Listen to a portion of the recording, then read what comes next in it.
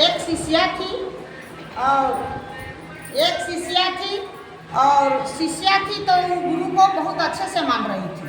गुरु को बहुत अच्छे से मान रही थी तो क्या हुआ, एक दिन उनके पति थे, सो पति मर गए।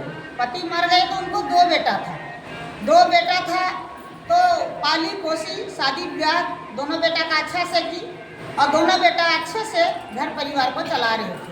ये बेचारी अपना शिव गुरु को मानती थी और शिव गुरु ने ही इतना मन लगाई थी जो उनका घर परिवार अच्छा चल रहा था। उनको लग रहा था अनुभव कि मेरा बेटा बहू कहीं कुछ मतलब ना उदंड होंगे ना मेरे से दूर रहेंगे।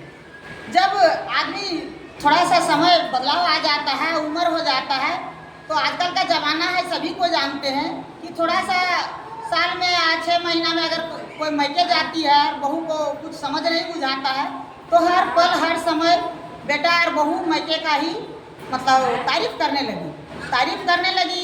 तो दिनों दिन उन लोग का तारीफ बढ़ते गया। तो माँ सोचने लगी कि यह अनुभव हमको क्यों मिल रहा है, यह कष्ट हमको क्यों मिल रहा है। तो माँ बोली, दोनों बेटा माँ के शरण मतलब माँ बैठी थी, अगल बगल दोनों बेटा आके बैठ गए। माँ अब हम बहुत दिन साथ रहे, अब जा कर के हमको अलग कर दो। तो बेटा जब बोला कि अलग कर दो तो माँ बोली कि ठीक है बेटा, तुम लोग अब लायक भी हो गया है, हम अलग कर देंगे, लेकिन शर्त एक है कि दोनों बेटा को बोली कि तुम लोग 1 साल तक घर पर, बेटा आया बड़ा बेटा तो मांगा कि ऊपर वाला घर माँ हमको दे दीजिए, और छोटा बेटा आया तो बोला कि नीचे वाला रूम हमको दे दीजिए, नीचे वाला घर। माँ बहुत समझदार थी, शिष्या भी थी, तो बोली ठीक है, तुम लोग को घर चाहिए, रूम चाहिए? बोल हाँ। तो माँ बोली कि तुम लोग बहुत बड़ाई करता है अपना ससुराल का ना बेटा? बोल हाँ, हम लोग को ससुराल से कुछ कुछ मिल जाता है। तो माँ बोली कि ठीक है, मिल जाता है तो साल भर के लिए मुझे अकेला छोड़ दो, जो हम अपना घर में ही, मेरा घर है, तुम्हारे पापा का बनाया हुआ घर है, हम साल भर तुम लोग को घर नहीं देंगे, उसके बाद तुम लोग को घर बंटवारा कर देंगे। बेटा लोग सोचा कि जाकर के ठीक है, माँ अच्छी बात बता रही है, तो बताए तो बोले जाकर के माँ को कि ठीक है बेटा थोड़ा सा जा और बड़ा बेटा है वो ससुराल जा, और ससुराल से कहो कि 1 साल के लिए समय मिल जाएगा, अपना ससुराल में तुम लोग गुजर बसर कर लेगा। आजकल की दुनिया है, जो बेटा बहू है, चाहे किसी का माँ बाप भी बदमाश रहता है, ऐसा बात नहीं है, लेकिन बेटा बहू थोड़ा सा कुछ मिल जाए कहीं से तो लगता है कि सारा दुनिया मेरा ससुराले है। तो गया बेटा गया और अपनी सासू माँ को फ़ोन लगाया और बोला, सासू माँ एक बात है। बेटा बोलिए। दामाद जी बोलिए। तो मेरी माँ है सो हमको अलग कर दिया और साल भर के लिए घर से निकाल दिया, सो आप हमको रख लीजिए ना साल भर के लिए, अभी तो माँ है। सासू माँ को माथा ठनक गया कि अरे साल भर बेटी और दामाद को साल भर घर में रखना, अरे मेरा तो दुनिया ही क्या कहेगा कि दुनिया ही खराब हो गया, बेटी दामाद को घर जवाइयाँ बसा लेगा क्या?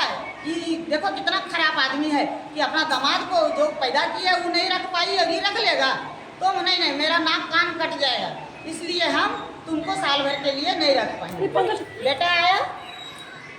बेटा आया और फिर छोटा बेटा आया, उसका बारी आ गया, छोटा बेटा आया तो माँ बोली कि ठीक है बेटा, तुम भी अपना सासू माँ को फ़ोन कर लो, साल भर के लिए तुम भी अपना ससुराल चले जाओ। तो छोटा बेटा बोला कि सासू माँ प्रणाम। बोली उसकी माँ, सासू माँ बोली कि बेटा खुश रहिए, दामाद जी खुश रहिए। तो बोल माँ, मेरी माँ जो है घर से निकाल दे रही है साल भर के लिए हम लोग हिस्सा मांगने लगे। तो माँ बोली पिताजी तो है ये नहीं है। माँ बोली कि साल भर के लिए तुम ससुराल चल जाओ। तो ससुराल चल जाओ तो साल भर के लिए हमको मौका दे दीजिए, हम लोग दोनों पति पत्नी और बच्चे आ जाएंगे। तो सासू माँ बोली कि अरे मेरा तो एक ही रूम है, एक रूम में हम दामाद और बेटी को रखेंगे कि हम लोग रहेंगे? सो जा करके आप लोग ऐसा मत कीजिए, आप लोग अपना घर ही परिवार में अपना रहिए। तो ऐसा संस्कार मिला उन लोगों की दोनों चरण माँ को पकड़ लिए और बोले माँ हमसे अब गलती हो गया कि हम एक अहंकार में, पत्नी के चलते अहंकार में थे कि मेरा ससुराल सारा चीज़ है, ससुराल में सारा चीज़ पूरता है, अब हम कभी नहीं कहीं तुमसे दूर जाएंगे, ना ना तुमसे चरण से हम दूर जाएंगे माँ। माँ का शिक्षा, माँ का ज्ञान, माँ हर समय हर पल सोचती है कि हर बच्चे को हम आगे बढ़ावें, मेरे बच्चे क्या करें। लेकिन दुनिया अभी सत्य झूठ पर चलता है और जब धोखा पाते हैं बच्चे लोग तो फिर संस्कार मिल जाता है। और अपने भगवान से, शिव गुरु से उनकी माँ माफ़ी मांगी और बोली कि मेरे बच्चे को बुद्धि दे दीजिए और क्षमा कर दीजिए। तो